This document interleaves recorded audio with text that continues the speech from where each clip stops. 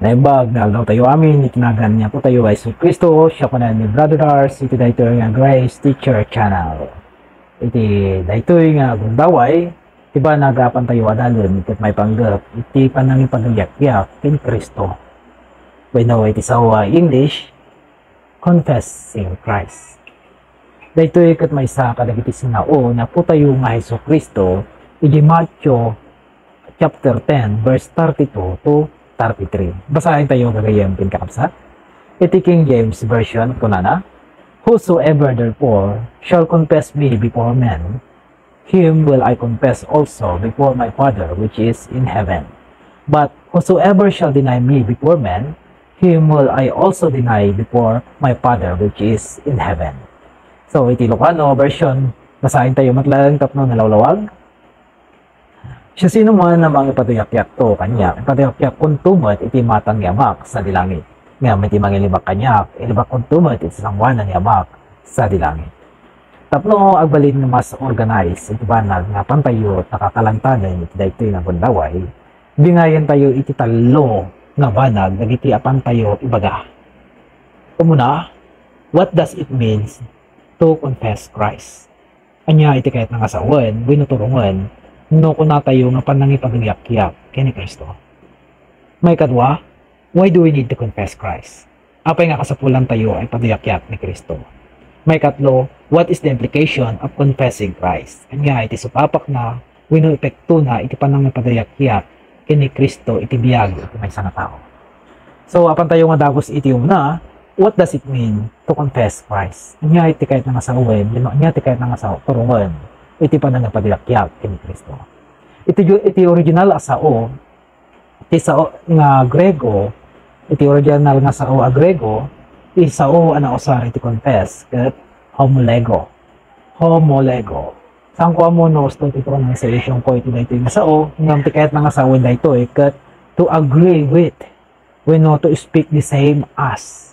Iti Ilocano, tapno anugutan iti maysa nga banag. Wino, tapno agsao iti pareha sa banag.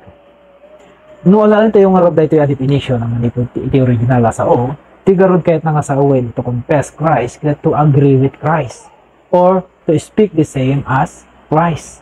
Kahit nga sa uwin, iti panangipadayak-yak in Kristo, at panangipadayak-yak iti parehas a banag, a ibagbaga ni Kristo. Ado dagiti Kristiyano itaapan naman, iti amudala ng application, iti panangipadayak-yak ken Kristo, iso ti panag-testimony during testimony time. Iti church service. Iso ano nag-testimony dan, iti panagripnadan, iti nagputungpal dan iti nga bili ni Kristo. Wino, saan damat nga kabailan nga testimony, iti panagripnadamat iti bagida, kat hindi na damat ni Kristo. Yung saan gagayan kin kakapsat. Numampay may samot lang daytoy awagas iti panangipadayak-yak kini Kristo, nung saan nga daytoy iti main application, yung main nga turong nga, no ibagbagan na ijay nga panangipadayak-yak kini Kristo. Karkaro pa itatanong iti testimony tayo, ti usually nga nagyan iti testimony tayo kat may panggup ka ti panagyaman. Dito usually tayo padayawan iti Diyos, kin pagyamyamanan iti Diyos, babaen ka iti paspasamat, iti biyag tayo. No. Saan kas na ko nitay, saan aday ito iti main application na, yung main nga turong na, iti konteksto, iti panangipadayak-yak, kini Kristo. Ngam kaya't kung malawlawagan kagayang kinkakabsat, nga saan tayo nga against, daytoy a tradisyon, iti panag-testimony during church service. Gapota daytoy kat may samot lang abilin iti Biblia, iti bilin iti Biblia nga panangpadayaw, kin yaman iti Diyos, ti anyaman a sitwasyon, iti biyag tayo. Agpay so day takalagayan kin kakabsat. May sapay, kapartimot lang daytoy iti fellowship, iti nagbabaitan tayo nga Kristiyano. Kat napatig daytoy abanag, dagayan kin kakabsat. Takayat ko lang nga ipuntos, iti daytoy nagundaway, kat addapay iti mas naon unag, kaipapanan na, winuturong na, iti panangipadayak-yak, ini Kristo. Malaksi dagitoy abanag, aapan tayo ar-aramiden during testimony time. Kas na adult tayo itayo, iti kahit nga asawen, iti confess, to speak the same. So, nukasta garod, awang garod iti dadumba nga kadakilan, wenno kapintasan nga turong na daytoy nga banag, application na daytoy nga banag, no saan mo't laeng nga ti panangipaduyak-yak iti ebanghelyo ni Kristo kadag iti tattao. Diba, kas nakunatayo itatay ti kahit nga sa uwen, iti to confess, to speak the same as. So, no i-confess mo nga ni Kristo, then to speak the same as the message of Christ. To agree with the message of Christ before men. Kaputan na ibagbagam, iti ebanghelyo, iti daddo mga tao, awan sa bali nga may pagpadayak-yak dita, na dilaan ni tayo nga sa Kristo. Karkaro ta iti sursuro iti ebanghelyo, kat may nga Christ-centered na sursuro. Sursuro iti ebanghelyo, awan sa bali nga mapagpadayawan, awan sa bali nga mapagyamyamanan, awan sa bali nga may bidbida, na dilaan na po tayo nga Yesu Kristo. At masapol nga maawatan tayo, masapol nga maawatan tayo gagayem kinakabsat, nga iti panangisuro iti sabali nga ebanghelyo, ket equivalent na dayta iti panangidinay mo iti ebanghelyo ni Kristo. Ket dagitoy agang nga gisursuro iti daytoy nga sabali nga ebanghelyo malaksid iti ebanghelyo ni Kristo, ket maduso danto inton umay iti naitagdeng na panawen. So dayta ti kahit nga sa uwen gagayen kakabsat no kuna tayo nga to confess Christ. Iti best nga application na dayta is to confess the message of Christ. To confess the gospel of Christ. So apan tayo nga dagos iti maikadwa. Why do we need to confess Christ? Apay nga kasapulan tayo magpadiyak-yak ni Kristo. Pinagpaiso na gagayem kinakabsat adu dagiti sungbat na daytoy nga banag. Namangted tayo lang iti maysa nga banag nga related no anya iti banag nga taltalantanin tayo ta. Iti pa nang ipadayak-yak ni Kristo kat saan lang at trabaho na ito iti may isang pastor wenno ministro. Nadikat pagribangan na ito iti asino man anamati. Saan mo nga kasapulan ti agbalin nga ministro, hamo nga kasapulan nga agbalin nga pastor, saan mo nga kasapulan nga agbalin ka nga nalaing nga speaker, sakbay mo nga aramidin na ito nga banat. Nga ikang ka iti gundaway kadag iti dadlo mga tao, uray lang iti simple lang nga panagsao, wenno simple lang nga normal nga panakikatungtong. Doon bagamo iti ebanghelyo kada isuda, kahit na mag-asauan, na umanayin dayta, na ipatpatumpal mo, iti bilin, niya po tayo nga Hesus Kristo, apan nang ipaduyak-yakin ko na. Kas kunang itay, daytoy kat pagribangan, ti asino man amangkod ko na anamati. Apay, gaputa iti panang ipaduyak-yak, iti pamati, iti panang ipaduyak-yak, ni Kristo, iti panang ipaduyak-yak, iti ebanghelyo, ket maysa kadagiti kang runaan nga mangipakpakita na sibibiyag iti pamati. Daytoy iti maysa nga mangipakpakita nga pudpudno nga patpatyem iti banag nga patpatyem. Asaan ka lang abastaan na mati nga oray kini Kristo. When amin tayo gagayam kin kakabsat, mabalin tayo amin ay bagaan na mati tayo kini Kristo. Nunay kang ka iti gundaway iti dadlo mga tattao kat sa bali nga ebanghelyo iti baga malaksid iti ebanghelyo ni patayo nga Hesus Kristo. Kahit na nga sa uwan dayta nga saan ka nga pudpudno nga namati kini Kristo. Gaputa iti panangipaduyak-yak kini Kristo kat maysa kadagiti kang runaan kadakilhan. Kinsaan nga pagduwa-duwaan nga arangin wenno bunga wenno pakakitaan iti pamati. Apan tayo nga dagos iti may katlo, kan tayo nga pabayaganan, what is the implication of confessing Christ? Anya ti supapak na iti panangipaduyak-yak kini Kristo, iti biyag, iti maysa nga tao. Amuyo ba gagayem kin kakabsat, at isupapak iti panangipaduyak-yak kini Kristo kat riribok ken panakaydaganas.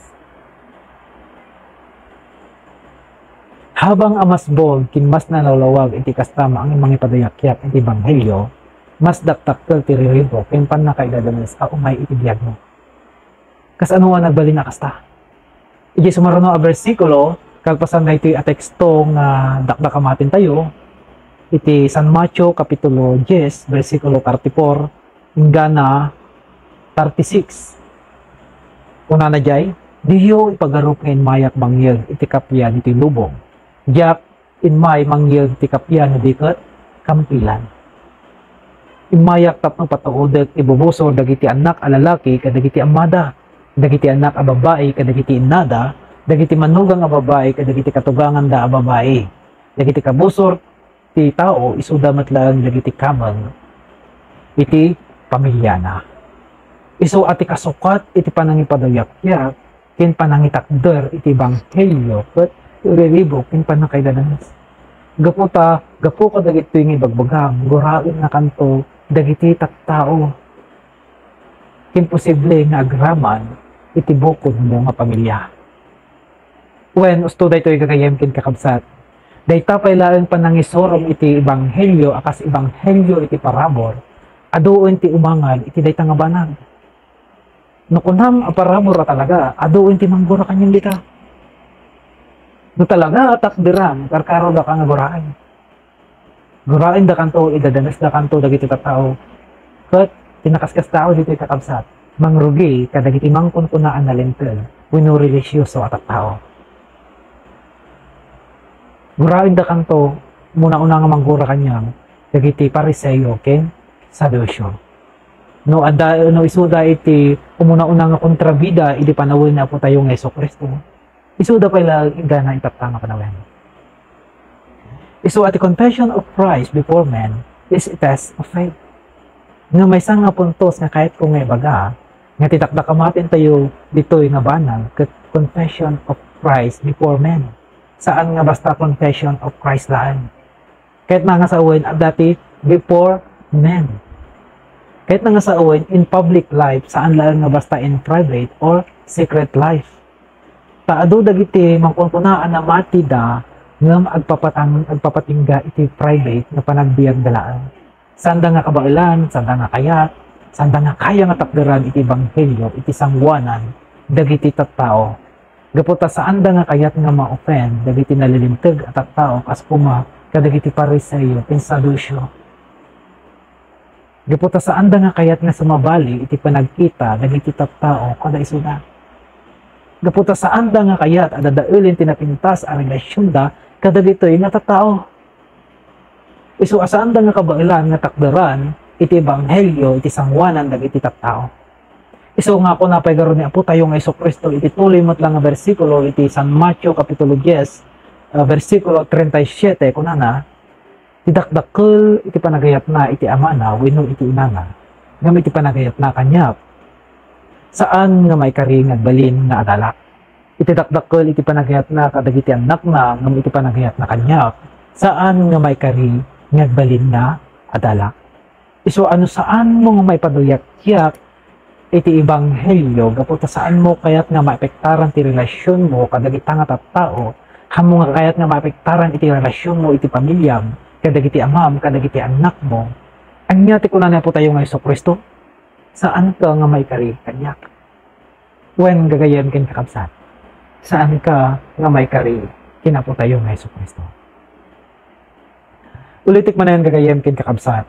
Confession of Christ before men is a test of faith. Na umuyo gagayem kin kakabsat. Isumat lang dayta iti essence iti bautisar. When no baptism. Dakuta iti bautisar isu iti panangideklara iti pamatin kadagiti tattao. Baptism also is an act of confessing Christ. Bautisar ket may samat lang awagas iti panangipadayakyak in Kristo kadagiti tattao. Ket importante ang mga gantayo daytoy gagayem kin kakabsat. Iti maysa kadagiti mas na emphasize as an act of faith iti Biblia ket iti panangipadayakyak iti pamatin kadagiti tattao. Isu asaan nga nahan nga nakaskas daaw numampay pamati iti pakaisalakanan at dagitoy nga banbanag ket maililink da iti pakaisalakanan. Apay? Because without this act of faith, the existence of faith is in questions. No awan dagiti nga banbanag, iti kinagpaiso dita nga pammatin ket alanganen. Isu ati panangipadayakyak ken Kristo kung takkel unay a isyu gayam ken kakabsat.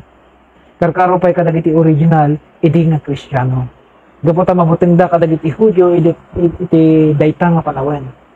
Isu ang nagsagaba unay dagiti original at Kristiyano iti panakaidadanas manipod ka dagiti Hudyo iti baro nga tunang. Ngam sakbay a indaga ni Jesus daytoy apan nang ipabiyak-yak kuana. Inikan na tayo nga muna iti pammatalgan. Idi kinunana iti San Mateo kapitulo 10 versikulo 28 hingga na 31. Basahin tayo. Di kaya agbutan kadagiti mangpapatay iti bagi ngam dida mabalin ang papatayen ti kararwa. Agbutan kayo ket di iti Dios isu a mabalin ang mangpapatay iti bagi ken kararwa ijay impyerno. Iti maysa a sentimo makagatang kayo iti dua sa lapingaw. Nupay kasta awan matnag uray pay maysa kadakwada no di palubos ni amayo. No may papan kada kayo uray dagiti bukyo na ibilang da aminan. Isu aga po na adi kay agbutan ta napatpatig kayo nga dayo ngam iti adua sa lapingaw. Dagitoy nga sao insawang mismo ni Jesus akas pamatalgen kadagiti pasurot nga sakbay na nga inbilin wenno inreveal iti panang ipaduyak-yak ken kuana. Inbaga na dagitoy kagayem ken kakabsat sakbay nang inpakaammo iti relibo ken panakaidadanes asu papak iti panakay paduyak-yak ken kuana. Nung may sapay nga pagtakderan tayo, iti kinunana iti San Mateo kapitulo 8, 35. Kuna na jay, di siya sino man ang mangipatpatag iti biyag na, mapukaw nanto. Ngam, imangyawat iti biyag na, gapu kanya, kin iti ibanghelyo, may salakan to. Kat agyaman natin kay panagdunag at sapay kuma, tada iti naawatan tayo. God bless.